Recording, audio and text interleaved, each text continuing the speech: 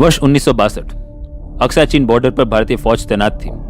अक्टूबर के महीने में सामान्य दिन की तरह फौज अपनी ड्यूटी पर थी, परंतु चीन की फौज ने अचानक से भारतीय आउटपोस्ट को घेरकर भारतीय फौज पर हमला किया।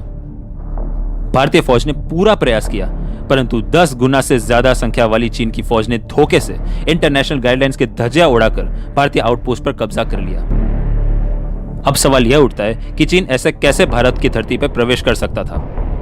ऐसे कैसे वह भारतीय वीर सैनिकों को परास्त कर सके? इस प्रश्न का उत्तर है इंटेलिजेंस का अभाव। चीनी सैनिकों ने रातों रात घुसपैठ की योजना नहीं बनाई, बल्कि कई दिनों तक गुप्त तरीके से पेट्रोलिंग की और भारतीय सैनिकों के पोजीशंस का पता लगाया। दूसरी तरफ भारत की जानकारी एजेंसी इंटेलिजेंस ब्यूरो नेटवर्क बाहरी देशों से जुड़ा न था। इंटेलिजेंस की कमी ने भारत को इस युद्ध में परास्त करवाया।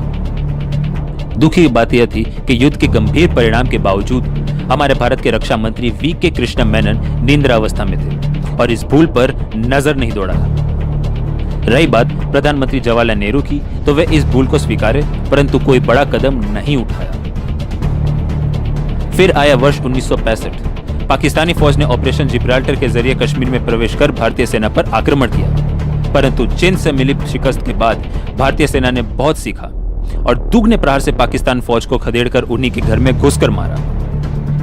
प्रधानमंत्री श्री लाल बहादुर शास्त्री जी की सरकार द्वारा दिए गए ऑर्डर्स पर भारतीय सेना ने लाहौर में घुसकर पाकिस्तानी फौज को हराया। उस वक्त भारतीय सेना प्रमुख जनरल जयंतो नाथ चौधरी ने पाकिस्तानी फौज की घुसपैठी का कारण इंटेलिजेंस की कमी बताई। 3 साल में 2 युद्ध भारत ने देखा, जिसकी वजह नागरिकों की सुरक्षा एवं विश्वास पर भारी असर पड़ा।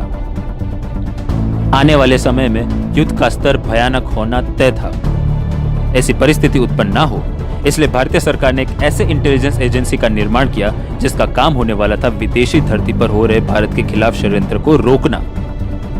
आखिर कौन सी एजेंसी होगी वो, जिस पर देश की सुरक्षा की बड़ी जिम्मेदारी आने वाली थी? इस सवाल के जवाब पर RNAW यानी रिसर्च एंड एनालिसिस विंग का जन्म हुआ। क्या RNAW आने वाले समय में देश की सुरक्षा के कार्य पर खरी उतर पाएगी? जानने के लिए बने रहिए इस वीडियो में।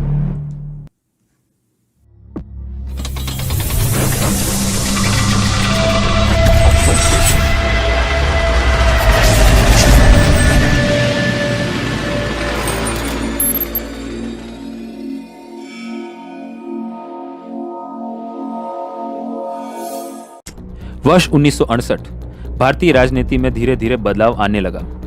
जवाहरलाल नेहरू, श्री लाल बहादुर शास्त्री जी के बाद भारत देश का नेतृत्व एक महिला के हाथों में जा पहुंचा। श्रीमती इंदिरा गांधी भारत की तीसरी प्रधानमंत्री बनी। भारत की प्रथम महिला प्रधानमंत्री ने भारत के डिफेंस स्ट्रेटेजी पर काम करना शुरू किया।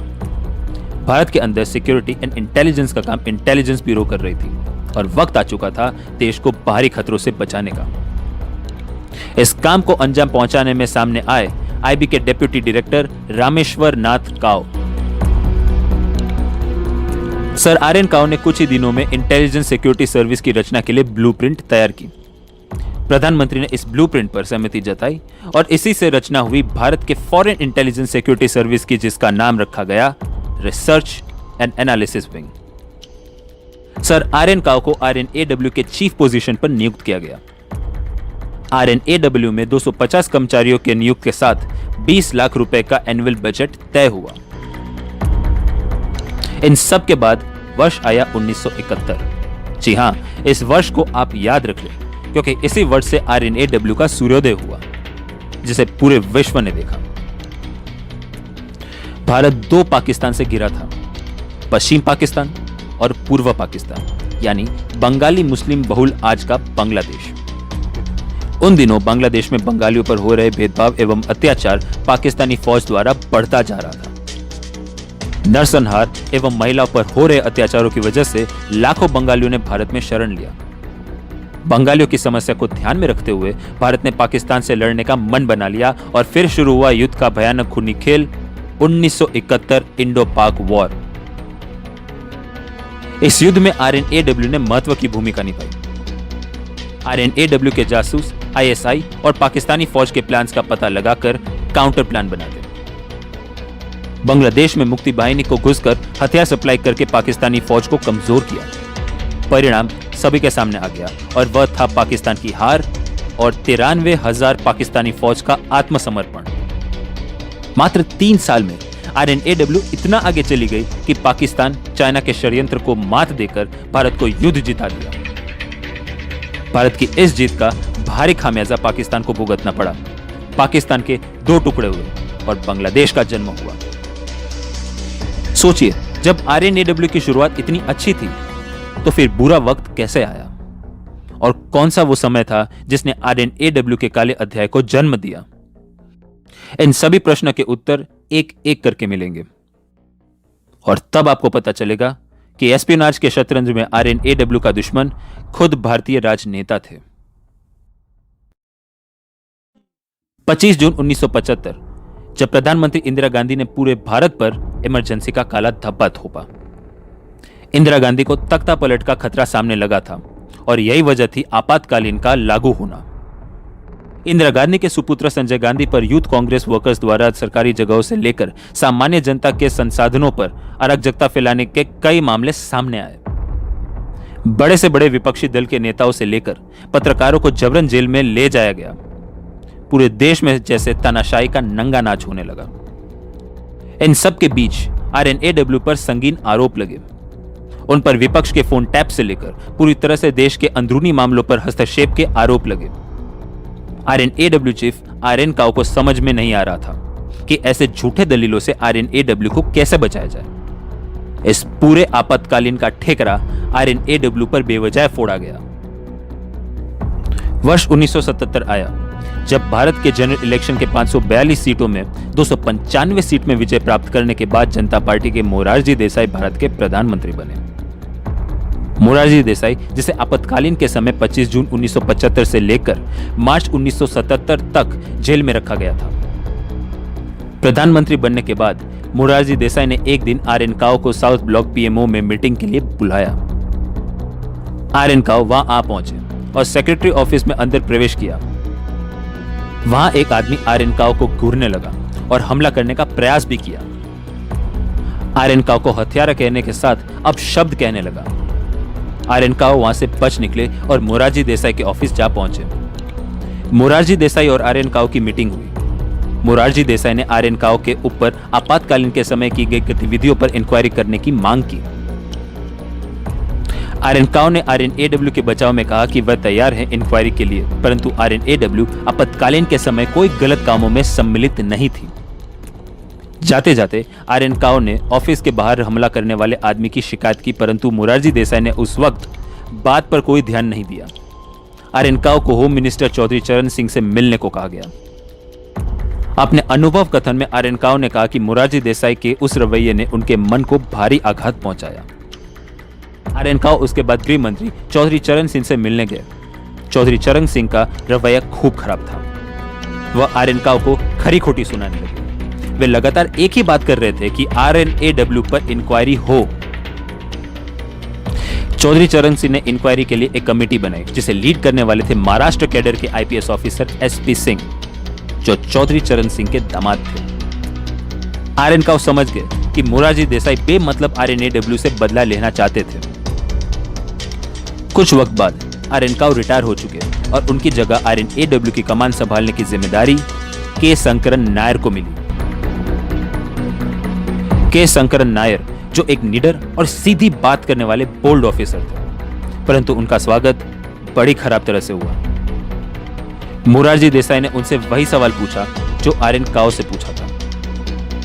के शंकरन नायर ने साफ साफ बताया कि RNAW का आपातकालीन के समय किसी भी गलत काम से लेना देना नहीं था। मोरारजी देसाई द्वारा RNAW को आदेश दिया गया कि वे फॉरेन सॉइल पर चल रहे सारे कोवर्ट ऑपरेशंस को बंद कर दे विद इमीडिएट इफेक्ट। मिस्टर के नायर ने इस बात को मानने से साफ साफ मना कर दिया। वे प्रधानमंत्री को समझाने लगे कि ऐसा फैसला ना ले, क्योंकि इससे RNAW की क्रेडिबिलिटी पर प्रश्न उठेगा और तो और दुश्मन की गलत गतिविधियों को रोकने में नाकामयाब हो जाएंगे, जिसका सीधा असर भारत और भारत की सुरक्षा पर होगा। मोरारजी देसाई एक ऐसे अहंकारी और कमजोर प्रधानमंत्री थे जो देश की सुरक्षा को ताक पर रख दिया ताकि अपना बदला पूरा कर सके। आरएनएडब्ल्यू चीफ के शंकरन नायर को पूरी तरह से आइसोलेट कर दिया गया। आरएनएडब्ल्यू का एनुअल बजट 40% कम कर दिया गया। मोरारजी देसाई ने इस कदर के शंकरन नायर को मानसिक प्रताड़ित किया कि गुस्से में आकर वे मोरारजी देसाई को अपना इस्तीफा दे दिए। सोचिए क्या गुजरी होगी के शंकरन नायर पर, जिन्होंने 1971 भारत पाकिस्तान युद्ध में अपना खून पसीना एक करके देश के लिए सब कुछ त्याग दिया, उनके साथ इतने बुरी तरह से बर्ताव किया गया। आरएनएडब्ल्यू पर मोरारजी देसाई के अत्याचार यही नहीं थमे। बजट के साथ आधे कर्मचारियों को आरएनएडब्ल्यू से बर्खास्त कर दिया गया था। यह तो अभी शुरुआत थी, आगे इससे भी बुरा होना बाकी था, जिसे सुनकर शायद आप सभी भारतवासियों का खून खौल उठेगा। 18 मई 1974 पोखरण की धरती पर भारत ने सफलतापूर्वक अपना पहला न्यूक्लियर टेस्ट किया। इस ऑपरेशन का नाम था smiling Buddha. Operation smiling Buddha की सफलता ने पाकिस्तान की नींदें उड़ा दी। पाकिस्तान मिलिट्री को हर हाल में न्यूक्लियर की जरूरत पड़ी। उस वक्त नीदरलैंड में यूरेनको कंपनी के यूरेनियम एनरिचमेंट प्लांट में एक पाकिस्तानी साइंटिस्ट अब्दुल कादिर खान काम कर रहा था। वह नौकरी के नाम पर अब्दुल कादिर खान किसी और काम को अंजाम दे रहा था। अब्दुल कादिर खान यह किरदार को समझना आप सभी के लिए बहुत जरूरी है। अब्दुल कादिर खान का जन्म वर्ष 1936 मध्य प्रदेश के भोपाल में हुआ था। उनके पिता गफूर खान एक रिटायर्ड स्कूल टीचर थे। गफूर खान के 7 बच्चे थे, जिसमें से अब्दुल कादिर खान सबसे छोटा था। गफूर खान एक कट्टर इस्लामी था। उन्होंने मुस्लिम लीग पार्टी में कार्यकर्ता के हैसियत से काम किया। लाखों मुसलमानों की तरह वे भी इस्लामिक देश की मांग कर रहे थे। वर्ष 1947 भारत पाकिस्तान का विभाजन हुआ, जिसमें हिंदू सिख का पाकिस्तान में कत्लेआम हुआ। इसी जवाब में भारत के अंदर हिंसा की आग जली। गफूर खान परिवार के साथ पाकिस्तान जा पहुंचे। विभाजन के समय अब्दुल खान की आयु 11 साल की थी। अपने पिता के विरासत में अब्दुल कादिर खान को कट्टरता मिली। साल 2007 में लेखक डॉगलस फ्रेंच द्वारा लिखी गई किताब द न्यूक्लियर जिहादिस्ट में बताया गया था कि अब्दुल कादिर खान अपने पिता की तरह हिंदुओं से ज्यादा नफरत करता था। नीदरलैंड के यूरेनको में काम कर रहे अब्दुल कादिर खान जानता था कि न्यूक्लियर बॉम्ब के लिए यूरेनियम की आवश्यकता होती है और उसे सेंट्रीफ्यूज के जरिए एनरिच किया जाता है। अब्दुल कादिर खान यूरेनको में काम करने के बहाने सेंट्रीफ्यूजेस बनाने का ब्लूप्रिंट चोरी करने के फिराक में थे। न्यूक्लियर बनाने के लिए वह जरूरी डॉक्यूमेंट्स की चोरी करने में कामयाब हुए। अगस्त 1974 पाकिस्तानी एम्बेसी के जरिए उस वक्त पाकिस्तान के प्रधानमंत्री जुल्फिकार अली भुट्टो को पत्र भेजा गया, जिसमें उन्होंने पाकिस्तान के लिए न्यूक्लियर वेपन बनाने की इच्छा जताई। पत्र पाकर जुल्फिकार अली भुट्टो को अब्दुल कादिर खान के बात पर यकीन नहीं हो रहा था, क्योंकि वह उनके बारे में कुछ नहीं जानते थे। जुल्फिकार अली भुट्टो ने अपने मिलिट्री सेक्रेटरी से इस बारे में बात की। वे अब्दुल कादिर खान पर सिक्योरिटी चेक करना चाहता था, ताकि पता चल सके कि आदमी सच में काम का है या नहीं। पाकिस्तान एटॉमिक एनर्जी कमीशन की एक टीम अब्दुल कादिर से मिलने सीक्रेटली अलमेलो के लिए रवाना हुई। उस टीम को लीड कर रहे थे बशीरुद्दीन महमूद। टीम को अब्दुल कादिर पर भरोसा हुआ और उनका इस्लामाबाद में जुल्फिकार अली भुट्टो से मिलने को कहा। अब्दुल कादिर खान ने जरूरी डॉक्यूमेंट्स और न्यूक्लियर बनाने के लिए जरूरी कंपोनेंट्स को इलीगली खरीद लिया। उसकी चोरी पकड़ी जाती उससे पहले ही रातों रात वो पाकिस्तान के लिए रवाना हो गया। अप्रैल 1976 अब्दुल ने Pakistan atomic energy commission join किया। पाकिस्तान में न्यूक्लियर वेपन का काम पेपर पॉइंट ऑफ व्यू से शुरू हो गया। इस ऑपरेशन का नाम रखा गया था प्रोजेक्ट 706। न्यूक्लियर प्लांट की जगह रखी गई थी पाकिस्तान के रावलपिंडी में स्थित कहूटा पर। यह ऑपरेशन पूर्ण रूप से गुप्त रखा गया। दुनिया की नजरों से बचकर इस ऑपरेशन को अंजाम दिया जा रहा था। पाकिस्तान में एक्टिवेट आरएनएडब्ल्यू के स्लीपर एजेंट्स को भनक लग गई कि पाकिस्तान में न्यूक्लियर वेपन पर काम चल रहा था, क्योंकि बड़े से बड़े वैज्ञानिकों का आना जाना लगा रहता था।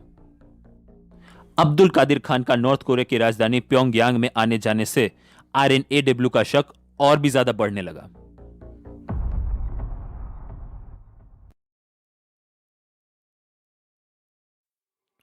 आरएनएडब्ल्यू का अब मुख्य लक्ष्य बन चुका था पाकिस्तान में स्थित न्यूक्लियर फैसिलिटी को ढूंढ निकालना।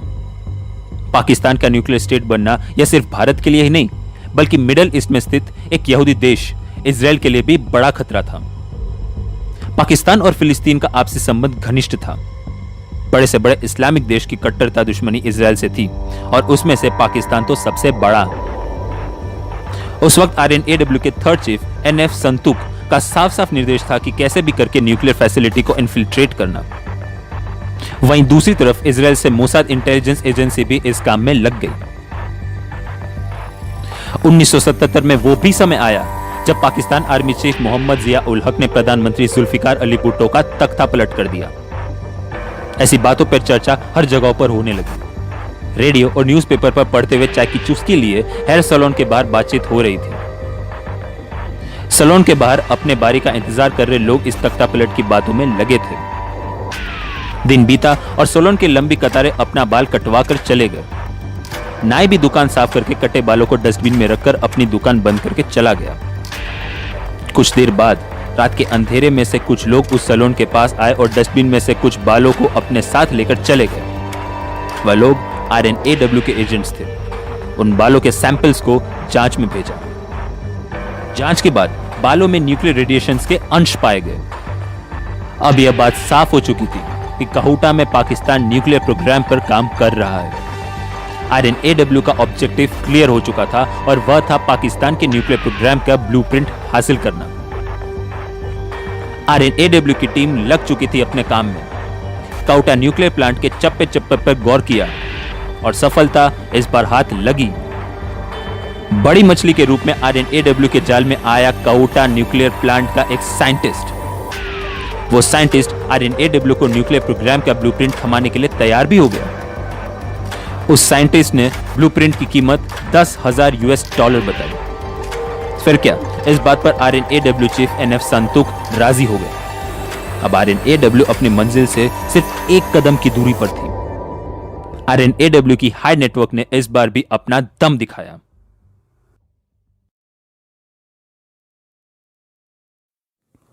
साइंटिस्ट के साथ $10,000 डील के साथ RNAW अपने मिशन को सक्सेसफुली पूरा करने से सिर्फ एक कदम दूर थी।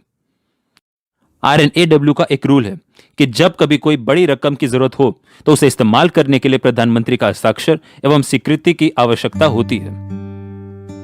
बस इसी बात को ध्यान में रखते हुए RNAW चीफ NK संतुक प्रधानमंत्री मोरारजी देसाई से मिलने गए। मोरारजी देसाई को मिशन की सारी जानकारी देते हुए एक आशा की नजर से फंड की मंजूरी मांगी, परंतु मोरारजी देसाई ने साफ साफ मना कर दिया। उनका मानना था कि यह पाकिस्तानी का आंतरिक मामला है, इसलिए RNAW को बीच में न आना चाहिए। वह यहां न रुके, उल्टा से कहने लगी कि RNAW को बंद कर देना चाहिए क्योंकि उनके वजह से भारत पाकिस्तान के फॉरेन पॉलिसी पर बुरा प्रभाव पड़ता है। NF संतुक ने समझाने का खूब प्रयास किया, परंतु भारत का दुर्भाग्य था कि उनके सामने एक कम अकल का प्रधानमंत्री था। मोरारजी देसाई ने बात काटते हुए RNAW चीफ को ऑफिस से बाहर चले जाने को कहा। RNAW के लिए तो जैसे सारे रास्ते बंद हो चुके थे। मोरारजी देसाई सिर्फ यहां ही नहीं रुके, जनरल मोहम्मद जिया उल हक से फोन पर बात की और साथ ही साथ कहूटा में हो रहे न्यूक्लियर प्रोग्राम का जिक्र करते हुए यह भी बताया कि RNAW के एजेंट्स इस मिशन को एक्सपोज करने में लगे हुए हैं। मोरारजी देसाई ने पाकिस्तान में रह रहे RNAW के नेटवर्क्स को बेशर्मी से जिया उल हक को बता दिया। इस फोन के बाद पाकिस्तान आर्मी ने RNAW के नेटवर्क का पता लगाया और एक एक कर सभी एजेंट्स को दर्दनाक मौत दी। RNAW के सारे नेटवर्क बर्बाद हो गए, जिसकी वजह से RNAW 10 साल से भी ज्यादा पीछे चला गया। हमारे भारत देश का दुर्भाग्य था कि मोरारजी देसाई जैसे स्वार्थी, कायर एवं बदले की भावना रखने वाले आदमी को जनता ने प्रधानमंत्री बनाया। बदले का स्तर इतना गिर गया कि अपने लोगों को मारने के लिए मोरारजी देसाई ने एक क्षण भी भय एवं शर्म न रखी। सोचिए उन RNAW ऑफिसर्स के बारे में जो परिवार को पीछे छोड़ मां भारती की सेवा में दुश्मन देश पाकिस्तान में गए। सोचकर भी दुख होता है उन परिवारों के बारे में जिनका कोई अपना दुश्मन के हाथों दर्दनाक मौत मारा गया हो। वो राजनेता कितना असफल और घटिया होगा जो अपने राजनीतिक महत्वाकांक्षा के लिए अपने देश के लोगों को मरवा दे। जिस देश ने हमेशा भारत को चोट पहुंचाया, आम जनताओं को बोमों का निशाना बनाया, लाखों लोगों की हत्या की और हमारे वीर जवानों को वीर गति पहुंचाया, उस देश पाकिस्तान के साथ दोस्ती का सपना देख रहा था भारत का यह कायर प्रधानमंत्री मोरारजी देसाई। भारत का इतिहास सदैव याद रखेगा इस राजद्रोह मोरारजी देसाई को। साल 1990 में पाकिस्तान ने मोरारजी देसाई को देश के सर्वोच्च पदक निशान पाकिस्तान के साथ सम्मानित किया। वर्ष 1981 भारत के प्रधानमंत्री पद पर पुनः नियुक्त हुई इंदिरा गांधी अब समझ चुकी थी कि भारत ने मोरारजी देसाई के नेतृत्व में अपनी सुरक्षा में क्या क्या खोया है। 1981 वही वर्ष है जब इजरायल एयरफोर्स ने इराक में घुसकर अपने दुश्मन के न्यूक्लियर रिएक्टर को तबाह किया। इंदिरा गांधी को इजरायल के दुश्मन द्वारा रचे षड्यंत्र के जाल को ध्वस्त करने का यह तकनीक पसंद आया। इसी तकनीक को ध्यान में रखते हुए प्रधानमंत्री ने कहूटा न्यूक्लियर रिएक्टर को ध्वस्त करने का मन बनाया। इस मिशन के लिए इंडियन एयरफोर्स को तैयार किया गया। इंडियन एयरफोर्स ने अपनी तैयारी समय के अनुसार अच्छे से की। समय तय हो चुका था और स्थान भी। गुजरात में स्थित जामनगर के एयरबेस से Indian fighter jets take off करेगी, ऐसी योजना भी बन चुकी थी। इस पूरी प्रक्रिया की भनक सेंट्रल इंटेलिजेंस एजेंसी यानी CIA को लगी। अमेरिका ने अपने डिप्लोमेटिक प्रेशर के जरिए भारत को इस मिलिट्री ऑपरेशन से रोक दिया। फिर वर्ष आया 1984। एक बार फिर कहूटा न्यूक्लियर रिएक्टर को ध्वस्त करने की योजना बनी, परंतु पाकिस्तान ने तब कहूटा की सुरक्षा 4 गुना ज्यादा कर दी। उसके बाद कहूटा पर कोई कार्यवाही भारत से न हो पाई। इसके बाद 30 मई 1998 पाकिस्तान दुनिया में न्यूक्लियर स्टेट की सूची में शामिल हो गया। ऑपरेशन कहूटा की शुरुआत अच्छी तो हुई, परंतु अंत दर्दनाक रहा।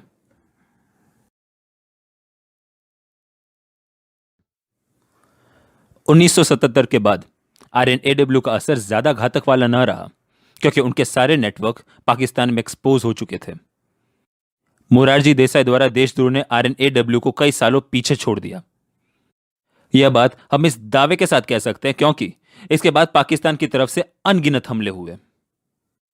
हमले जैसे Indian Airlines flight 814 hijack, parliament attack, 1993 Mumbai blast, Akshardham temple attack, 2008 Hyderabad attack, Delhi Ahmedabad blast, Taj hotel attack और भी अनगिनत हमले हुए।